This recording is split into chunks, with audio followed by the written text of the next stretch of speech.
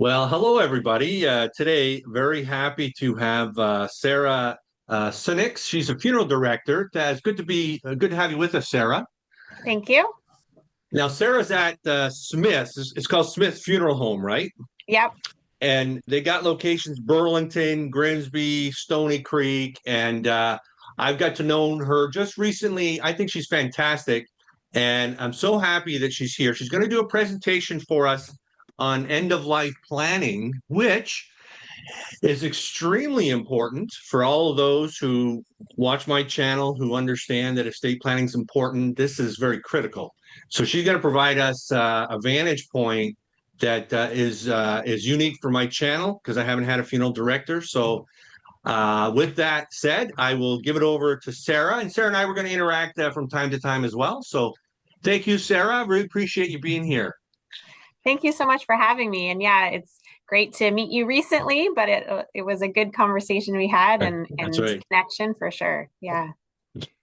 All right. So I do have a presentation here that I put together just for this kind of YouTube channel event. So I do like to speak on end of life planning, and so I think it's such an important conversation for everyone to be having. It's not just about seniors or people who might have an illness. It's everyone should be talking about this subject. So I'm really grateful to be here today. Hmm. Um, all right. So, kind of what I want to go through in this presentation is I want to talk about the importance of wills and what a will really is for. Power of attorney also goes along with that. I want to kind of talk about investments, life insurance, assets, cemetery, and obviously the funeral aspect, which is my specialty. So I kind of saw this little clip here, and it was kind of perfect. Like, there's never a right time to start talking about this conversation because we are talking about a death, and unfortunately, none of us really know when that death is going to happen. Like, we just don't know, and so we need to kind of have this conversation in every stage of our life just to make sure that everyone kind of is prepared. Being a funeral director, working at a funeral home, my eyes are always open to, like, we just don't know when someone's going to pass away, whether it's an accident, whether it's something tragic, or someone gets a diagnosis and they pass away quite quickly.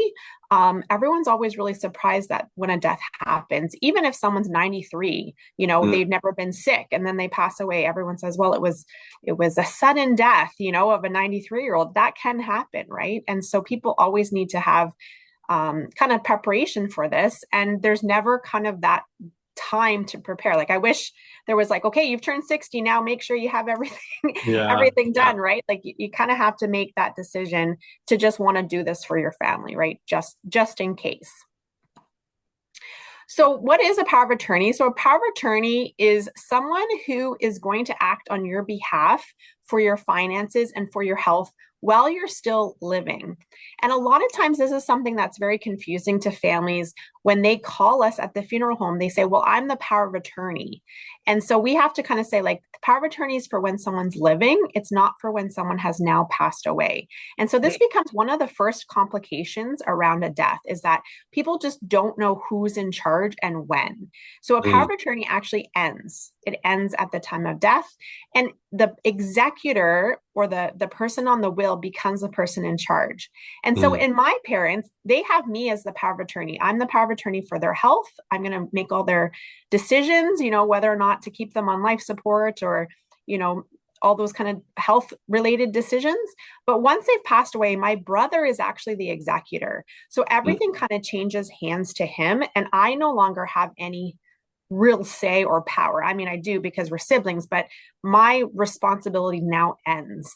And so this is an important person. You do want to have power of attorney in your life, but people need to know it does end at time of death. Recently, we've had a lot of people have power of attorney set up, but no will. And so, maybe because the doctor and they went through like certain channels to get the power of attorney set up because that person might have had Alzheimer's or dementia, but the will can't be set up because of that. So this Mm. becomes complicated when someone passes away because then they end up passing without a will. Yeah. So that kind of brings us to, why do people need a will? I actually get this question so much when I do these seminars with families is, well, I have nothing. So why do I need a will? Or my situation's not complicated. So why do I need a will? And actually, everyone needs a will. There's so many people, there's so many government bodies, there's so many things that they literally will not talk to you unless you have a will. And it's Mm. becoming more and more complicated, just with family dynamics and things like that, that people need that legal document saying, I am the person in charge of the person who's now gone. One example is if you have a vehicle. So my 19-year-old just bought his first car, super proud of him. It's a Honda Accord. It's in his name alone, right? And so if he were to pass away, I have no legal say over that vehicle. It's Mm. in his name alone. And so he would actually need a will, or I would have to actually go to a lawyer and get that document set up if he were to pass away with that vehicle in his name. And so even that 19-year-old has something in his name that I would want to have to take care of. Not only that, but like his cell phone, he has an internet bill, all those things are in his name alone. And so without a will, I don't have access to deal with any of those things. So it can be quite complicated. Now, when it comes to the will, are there challenges where if they die in terms of interaction with the funeral home or setting things up, if they planned ahead or haven't planned, what are the dynamics? You might be covering this, but That's okay. can you talk about that? Yeah, for sure. So people can plan ahead their funeral. They can prepay it, they can pre-plan it. If they sit with me, I basically make them go get a will No, because I good, kind of good. explain like no one has the right to kind of fulfill this without having that person in charge. Mm. The only person that really doesn't need a will is a spouse who has everything joint. So like Mm. every single thing is joint together, then we can take direction from just a spouse. But basically, everyone else, we're kind of needing everyone's signature, needing everyone's okay. And I will walk through what that looks like at the funeral home, but it becomes quite complicated quite quickly. So even with someone planning ahead, I usually say you need a will to Mm. enact this plan, right? So Yeah, well, that's good. That's important. yeah. So I kind of really like this kind of screen. It's when do you need a will or when do you need to update your will, right? So a lot of Mm. people have wills from like 20 years ago, but they haven't really updated it or they haven't really looked it through. And so, anytime that a big life change has happened in your life, you should always either revisit your will or get a Mm. current will. So if you get married, if you have children, if someone close to you passes away, that's a big one because then if that person's your executor, now you don't have an executor and now technically you don't have a will, right? Because Mm. your will is based on someone who's going to act on your behalf. If you get divorced, so any kind of big life change, you really need to revisit your will and update it. So it is kind of a changing document depending on how long you live. Okay, so to your question at the funeral home, we do actually have sort of a law that we have to provide for families who pass away without a will. We are responsible to the government of Ontario of making sure that we do things correctly and with the right person. And so, like I said, spouse is number one. So, but these days, what does a spouse even mean? Because it could be common law, it could be someone you're separated but still married to. Mm. There's so many different spouses, if that makes sense. So sometimes that can be really difficult. The common law aspect for sure is a difficult one because common law status actually ends at death. There's like changes Mm. of what means common law after death. And so we have to actually ask for proof. So you have to prove, joint bank accounts, beneficiary in a life insurance, joint tenants on a lease. Like you have Mm. to show some sort of proof of common law. Whereas when two people are living, you don't really have to do that. You're both saying you're common law, you're together. So Mm. that can be quite complicated with that spouse of who's in charge. And that actually is the number one complaint we get as funeral directors is common law status, not being able to know who the right person is. Yeah. If you don't happen to have a spouse, or your spouse is already deceased, the next one in charge is your children of age. And it's not child, it's all of your children. So, for example, I have 5 kids myself. I'm a mom. Wow, uh, 5. That's great. yeah, yeah. All 5 of my children would have equal say at the funeral home. So you can imagine that can be quite a difficult situation. Maybe not all five can attend. Some maybe have to like email or call. They all have to agree. One of the things I kind of joke about, one of the biggest things they don't agree on is what obituary picture to use. Like they all want to use one they like, so it can be quite complicated if all of your children have equal say. And some of your children might be living in other countries or other provinces, like it can kind of grow in that complication. If your children are too young, so if they're under 18, then it's your parents. And it's, both of your parents again, even if they're not together, they're both considered next of kin. The next one down is grandchildren or grandparents. So like typically we deal with grandchildren. And again, it's all of your grandchildren. It's not just one that's most responsible. They all have equal say when you don't have a will. And then if you don't have children, not married, no parents living, it's all of your siblings. Even if your siblings are in the hospital, if they have dementia, like, you know what I mean? Like I said, it can be quite complicated. And then the next one down is nieces and nephews. Let me ask, so that's Yeah. if they're dying without a valid will. So let's say someone dies, they have a will, but they have not done any funeral or pre-planning with the funeral home, right? And they're grieving in mourning. There is an executor of the will, but they haven't even looked at the will yet because they're still in that process. It's the first week. Yeah. You guys required to meet with the executor, or can like the spouse or a child, can they work those details out? Yeah, so definitely we want to meet with families as soon as they are ready, right? So there isn't a rush. There isn't like a timeline they have to meet with us. Mhm.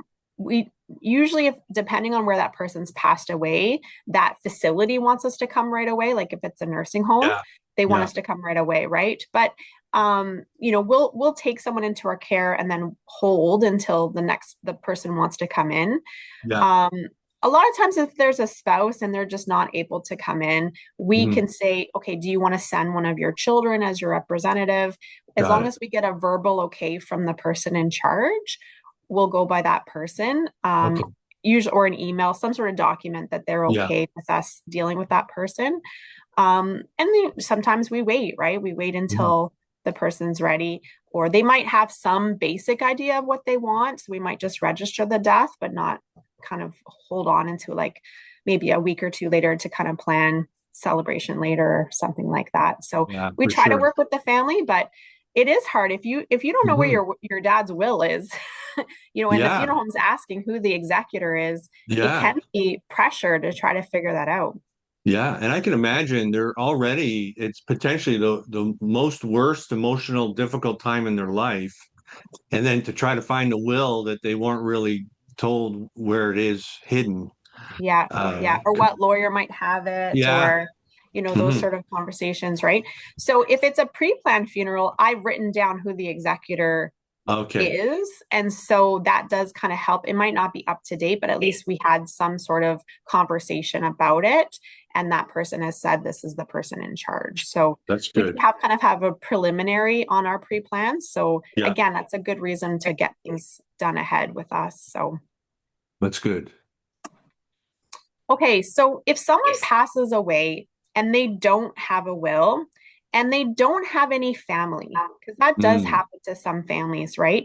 mm, What happens is basically the coroner's office gets involved, which is a government body, right? mm, The region of where that person's passed away takes over.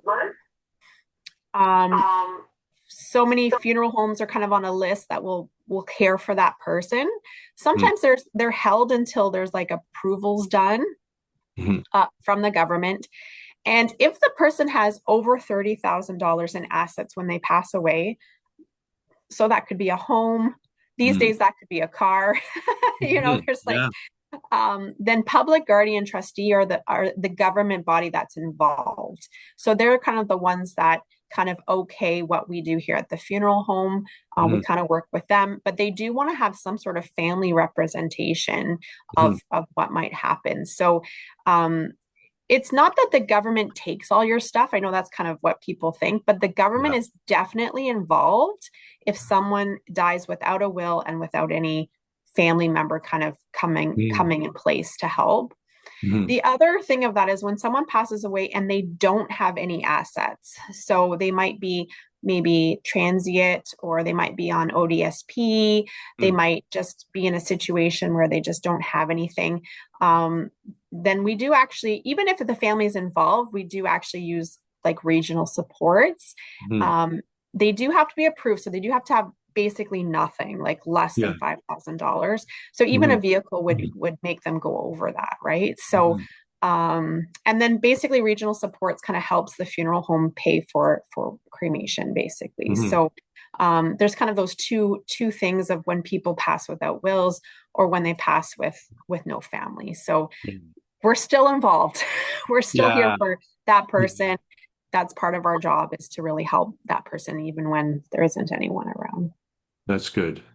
Mhm. So, what is the role of the executor? We've been talking about like how important an executor is. So, I actually found this kind of article. I thought it was really good because people are always like, "Oh, all of my kids are my executors.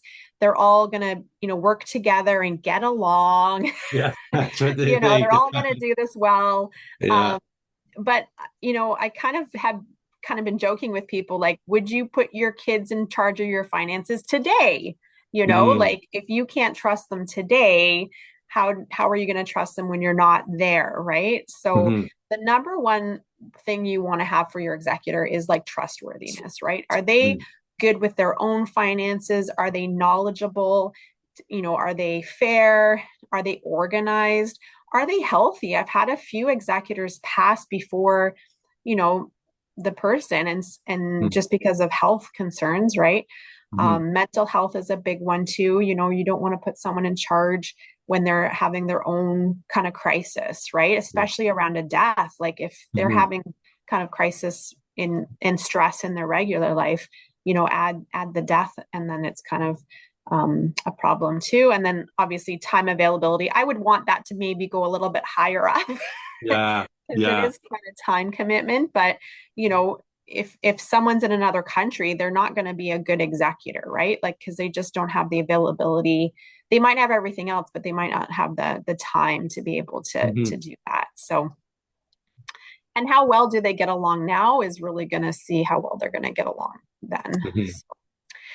So this is kind of 80 average decisions that are made around 24 hours of a death.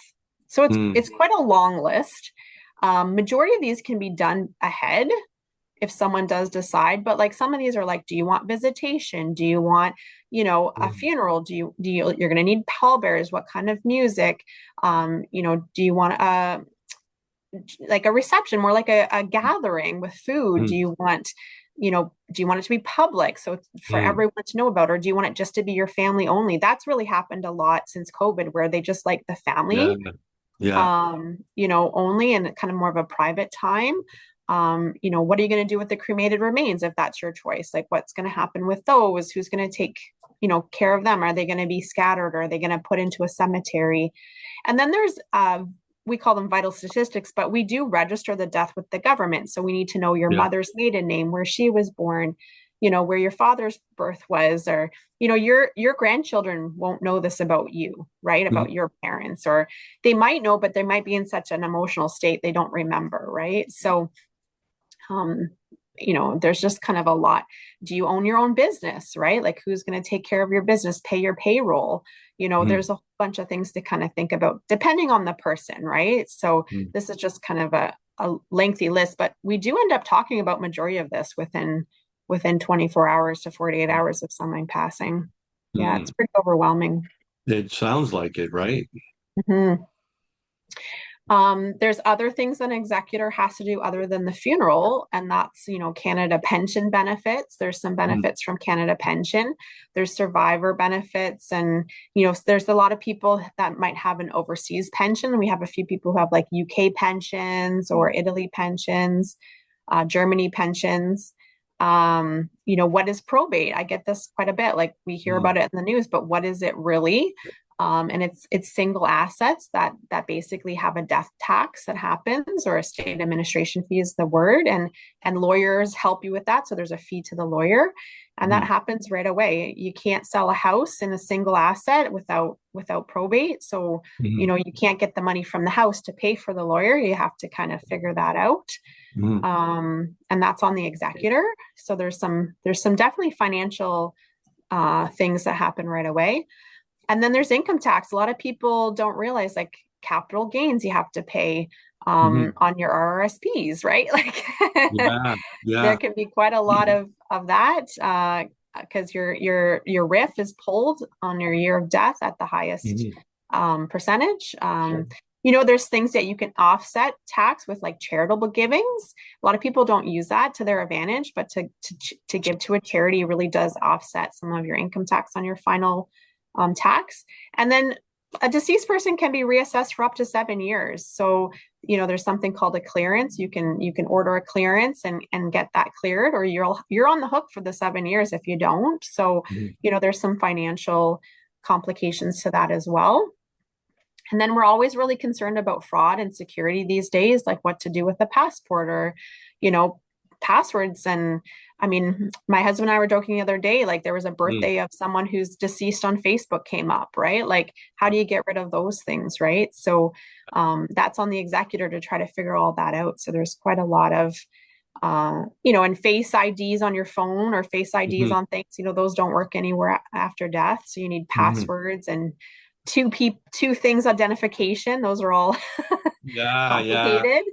They are. So let me ask you. So let's say an executor, someone passes away, they're working with Smith's Funeral Home with right, and then what kind of expectations can the executor have in terms of collaboration with you, in terms of things that you might do to help the executor kind of execute some of these things on the checklist? Is there some collaboration that happens sometimes there?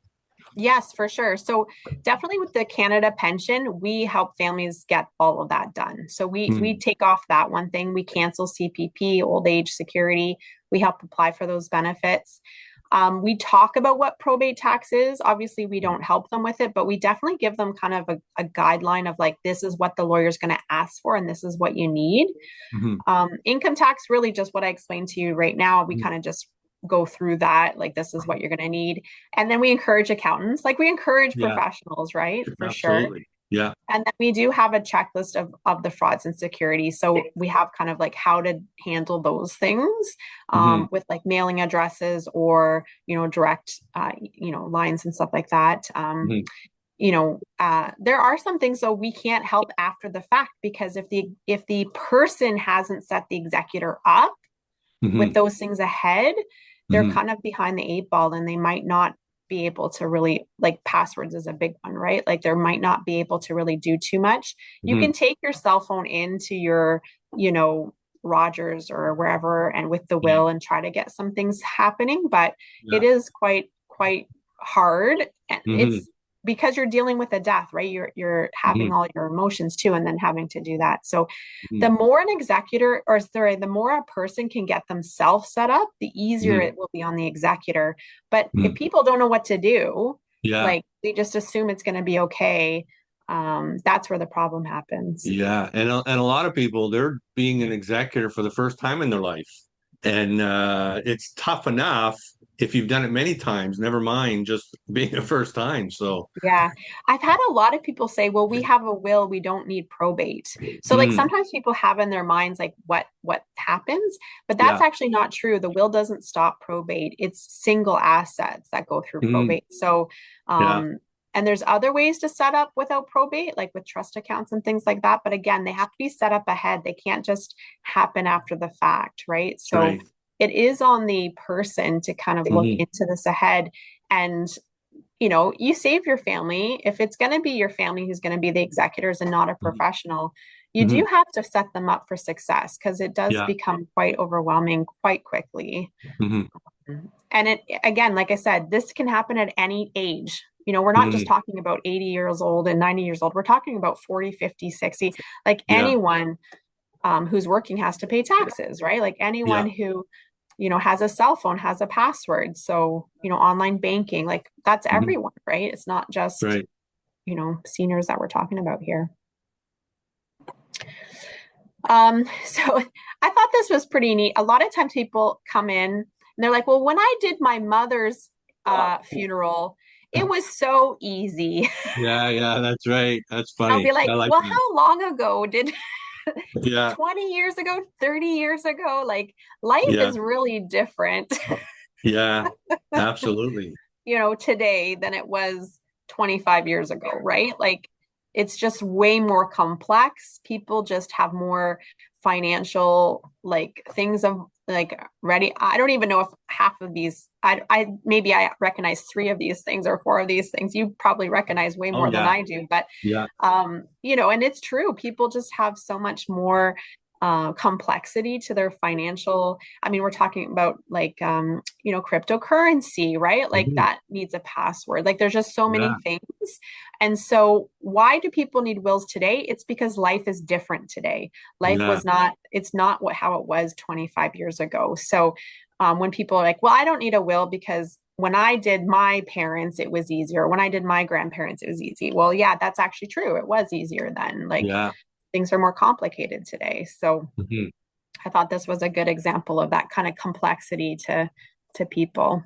Yeah, that's excellent. Like there wasn't 25 years ago, there was really no social media as we Yeah, know it today. And crypto, I mean, who heard of that at the time? yeah, And that, yeah, that that wasn't around. And oh my goodness, I remember yeah. if we went back in time, how simple life felt 25 years Yes. ago.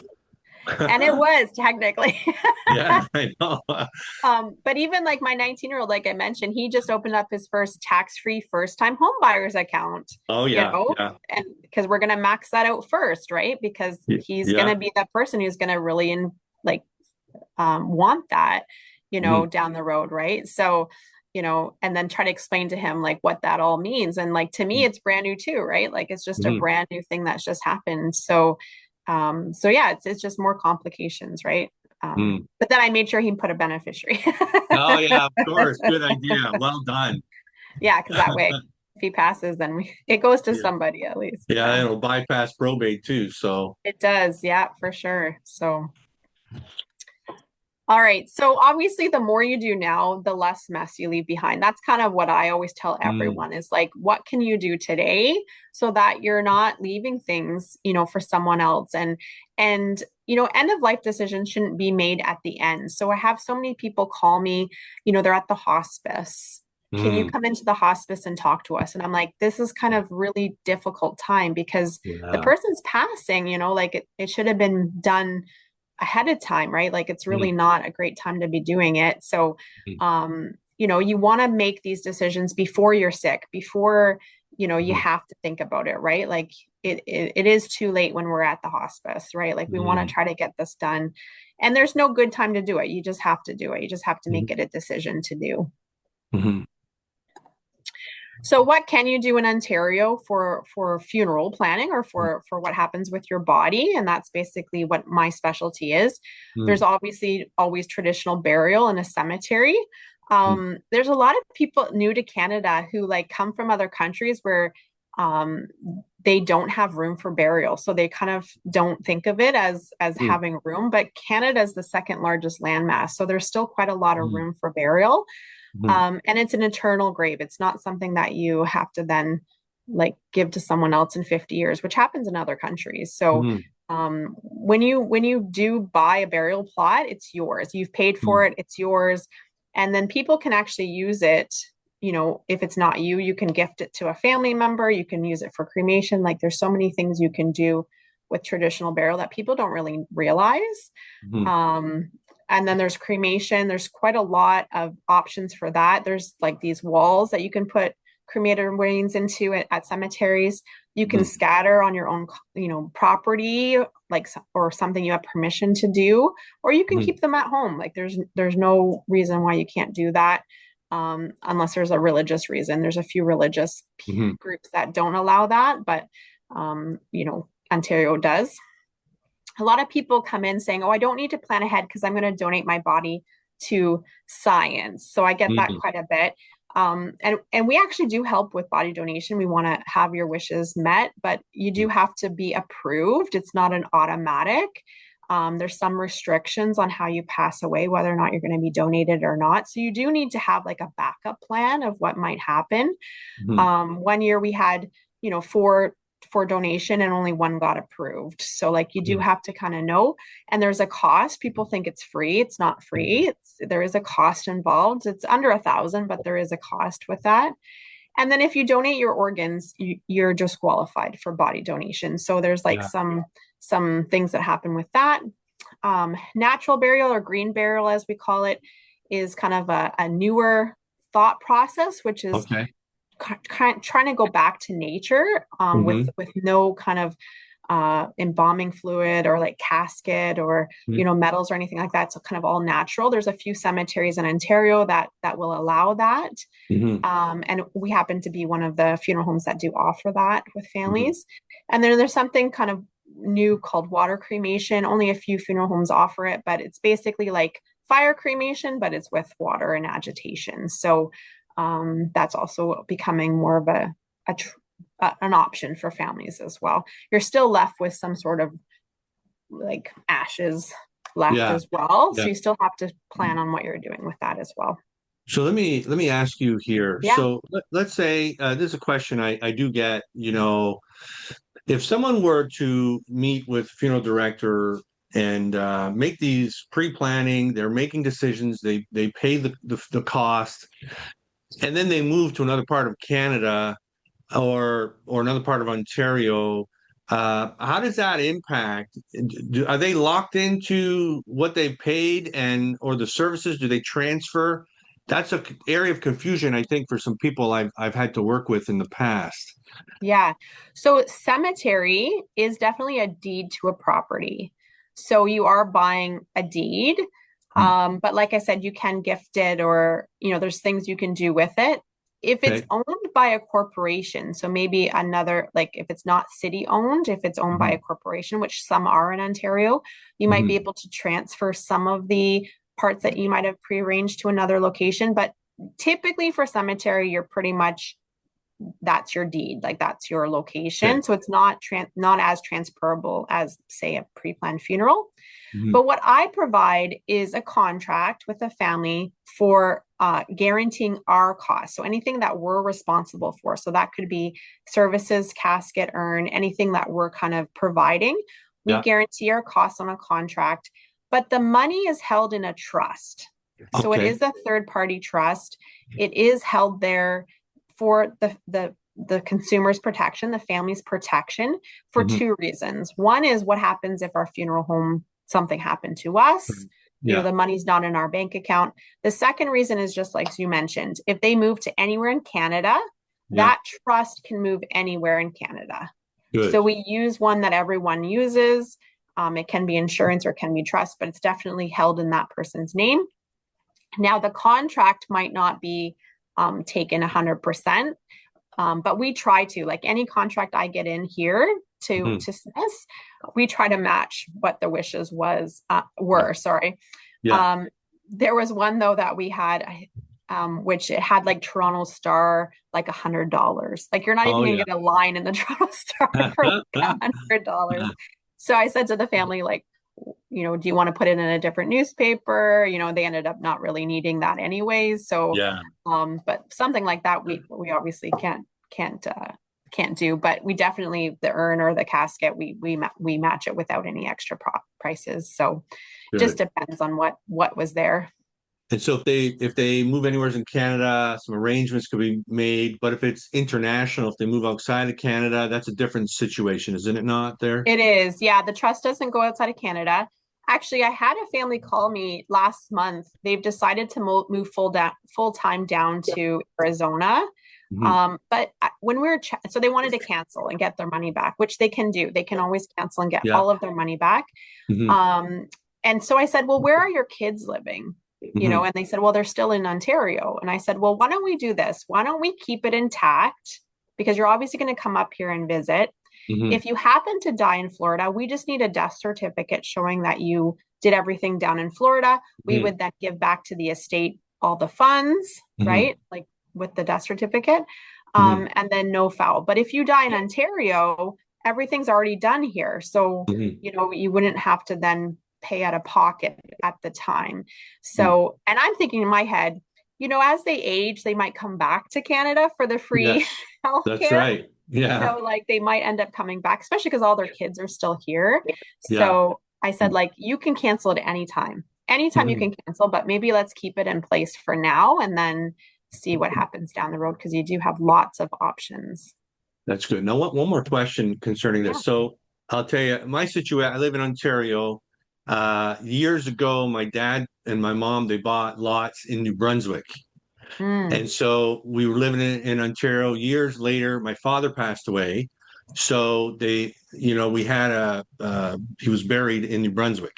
So what do you call it when the body gets transported to another province? I forget the name. That's okay. It's just a special government certificate called an out of province burial certificate. Yeah. Is that an extra cost? If they've already done pre-planning and they're living out of province, is that extra cost to the estate? It is typically an extra form. It doesn't cost very much, though. It's not Okay. like a huge deal, but typically, yes, there is an extra cost to an out of province. There's also an extra cost to any airplane ride or travel to get back to that person. So those are Yeah. usually extra costs, but everything else would still be Okay. okay. Yeah. Good. Hey, you're awesome, man. You know everything. I like that. This is good. Good talking. I appreciate you being with us today. So keep it Yeah, going. no This is problem. good. No problem. So there are a few green initiatives in Canada. This is the one that we happen to be a part of, the Green Burial Council. But it's really just a commitment to try to make things a little bit greener, especially as your last decision in life, right? Let's Mm. make it a bit better. And these are just examples of some green caskets and carriers. So the one on the left, or the one that has the lid, is for any cemetery. So even if you have Yeah. regular cemetery plots, you can still be green with this kind of type of casket. Or if you want to do the more natural green location, the carrier there can be Mhm. used for that. Some people still prefer the casket, but it's kind of up Yeah. to you. So and then I went for a little trip to Picton, Ontario. They have a really nice green one. You can see here, it's like a forest. It's so Mm. beautiful. And I really like that one. But it just means that there's no embalming. You don't have to have a casket. There's no gravestone. There's no kind of ground coverage like the cutting of the grass that you Yeah. typically see. Um, and there's less carbon footprint. We still have to drive you there, obviously. Yeah. So, Yeah. but and then the body's typically buried a little bit higher up just to have the more natural bacteria and oxygen and things that happen naturally. So it's supposed to just go back to nature, right? That's Well, kind of that's the good. um and these are called hybrid cemeteries, the ones that have these green options. Mhm. So cremated remains, I get this question quite often is what can you do with them? And there's quite a Mm. lot of options. There's a companion urn, you can put people together. You can Mhm. use it for artwork. There's like cremated remains into blown glass. You can have a little portion kept and then scatter the rest. And some people are now putting them into jewelry.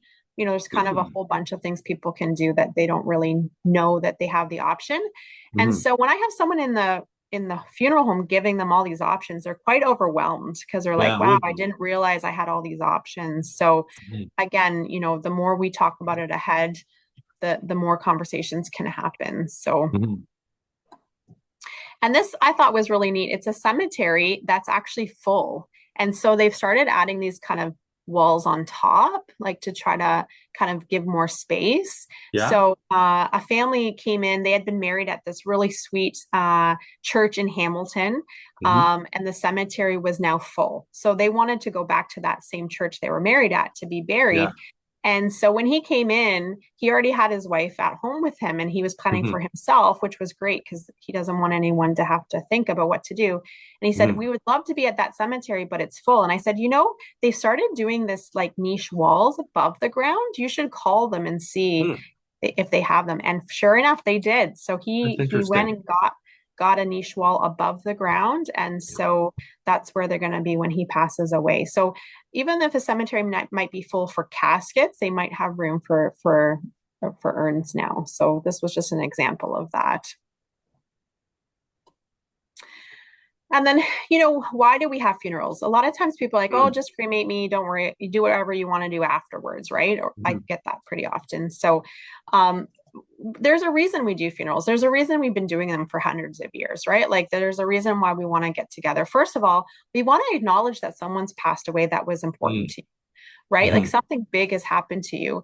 And gathering with your community in your time of need is like what makes people feel better. When you're in the mm, hospital, mhm, when something bad's happened, you want people to be around to be like, I'm here for you, right? If you mm, just do a cremation and don't tell anyone it's happened, you kind of are missing out on people acknowledging that something big has happened to you. mhm, So a lot of widowers, um, they might have followed their husband's direction to just do cremation and nothing else, and they're mm. feeling really, really alone. And that's Yeah, because people just don't know how yeah. important it is to have your community kind of there for you, right? Mhm, And a time together to kind of realize this person was important to them too, right? mhm, So mhm. we just had someone who is 110, and Oh we had a my. funeral home and it was packed. So like it Wow. doesn't matter about the age of the person, it really matters about your community wanting to gather around you, Yeah. and just being there for you. So we never tell people like don't have a funeral. We always want people to have, and we don't call it funerals anymore. We call it celebrations, right? Like there's so many Oh ways yeah. we can really do it, Yeah. right? Mhm, Storytelling, telling that person's story, giving mhm, meaning to that person's life's work, right? mhm, Like mhm, we want that to have meant something. mhm, It also gives a chance for people around you to say, like, hey, that person, I really liked that person, or I mhm, really care about you, and that's why I'm here, right? So, mhm, like, it gives people a chance to really share. And then grief always comes out of a love.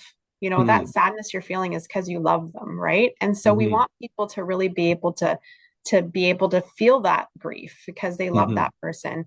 Um, and that grief shared with other people who are grieving usually feels less when someone mhm, else is like, I'm sad too. This was a sad situation, mhm, then you feel understood, you feel heard, and it does minimize a bit of that grief. I mean, we're not going mhm, to ever get rid of it, right? mhm, But mhm. definitely other people around you saying this is difficult does make you feel a bit better. Yeah, Yeah. it does. I thought I'd share just a few examples of things people are doing instead of an old type of funeral. Mhm. So we're getting a lot of food, and sometimes it's special recipes from that Yeah. person. I my great aunt just passed away. They made her donuts, her famous donuts, so we all got to eat that. The one kind of at the bottom, this lady was a quilter, and so they put Mhm, quilts on all the benches. The one here, she was a school teacher, so she wanted mhm. everyone to donate, bags filled with school Oh, supplies, that's nice. and so like you're kind of making it meaningful, right? Yeah. We've had a few like champagne toasts, or like specialty drinks that person Mhm, really liked. Big donations to a charity that was important mhm, to them, or a charity mhm, run in that person's name, or mhm, there's a whole bunch of ways we can kind of acknowledge that person's death, right? It mhm, doesn't have to be the same old. mhm. And then this person, they wanted like donations of shoes for kids, right? So they Oh, made it look at into a that. little tree. That's really nice. I like that. Yeah, so it's And kind of that's really nice because meaningful, right? I mean, that's a memory, I think, that has an emotional impact for the people going through it. I like that. I think that's pretty significant. yeah, and it just shows all these people cared about that person, right? Because they Hmm. wanted to give in that person's honor, right? So Hmm. it kind of makes that death less hard, right? Because you're Hmm. kind of doing something nice about it. Um, I was sitting with a family, and he was an executor for his cousin, and he said, my cousin collected all these beer steins, those ones Hmm. with like the lid. And Yeah. he said anywhere he traveled, he collected them. He has about 200, and he's like, I just don't want to donate them all to Value Village, right? Like I don't want to do Yeah. that because it really is to his memory. And I said, bring it to the funeral, Yeah. bring it to the reception, have everyone take one home as a memory gift. And then that Nice. way you're not left with all of these that you feel guilty about. And he was like, Yeah. man, what a great idea. So we set them all up in the Yeah. reception room, and everyone took one home, and he was left with only like 3 or 4 left. And it was just really, really nice that he didn't have to feel like he was getting rid of that person, Yeah. right? Like they were able to kind of give it as a gift for anyone who came to the funeral. So, yeah, so there's lots of options we can do to make it really, really meaningful for sure. I like that. Hmm. So let me ask you, I don't know if that's your last slide, was it? But No. oh, let me ask. Oh, you're going to talk about pre-planning because Yeah, I was yeah. going to ask you when you cover that slide. I'd like you to talk also about how long is an appointment. So if someone were to book Oh, sure, appointment yeah. with you, how long is it? What's the expectation? What's kind of the process and so Sure, on? sure. That'd be great. I'll let you get Okay. back at it there. No problem. So why do we want people to pre-plan? Obviously, we want people to do this ahead. And so the hardest part is just getting someone to give us a call and just Mm, book an appointment because it's a free call, it's a free mhm, appointment. Any funeral home will help you with planning ahead. We want to get these things done ahead. Even just talked about giving you questions to just go home with is important mhm, too. Talking about wills, talking about like your options. An appointment with me, we go through everything. So we go through mhm, like, why do you need a will? And like, is your executor in Canada? And like, kind of all these different conversations. mm, So mm. typically, a first appointment is about an hour and a half to two Okay. hours. It just depends on how many questions they might have, Mm, and how often they've been through a death. If they've just gone through a death, it's a little bit of a shorter appointment because they've kind of yeah. understood what's happening. Mhm, But if it's a first time person just wanting to get information, it's usually a good hour and a half of just chatting and giving you information to take home. mhm, And then if you do want to prepay, like I mhm, said, that fund does go into an account, and mhm, actually it's considered tax sheltered because any of the income, any of the interest that's gained on that fund, that mhm, trust fund, it goes mhm, towards funeral costs. So it goes towards inflation. So you mhm. never get like like a T5 on the interest. Yeah. It goes to the funeral home. So it's considered, tax sheltered in that way. Well, that's good. Like I said, it can go anywhere across Canada. The Mhm. biggest thing that I like about pre-planning ahead is like you've already chosen the casket, you've already Yeah. chosen the urn. The kids don't have to do that anymore. They don't have to decide. And so your wishes are known. And so Mhm. we basically, for me, it's night and day when someone's passed away when it's pre-planned because I come in going, mom wanted this, mom wanted that, mom chose this, and she wants you to pick the flowers. Yeah. Yeah.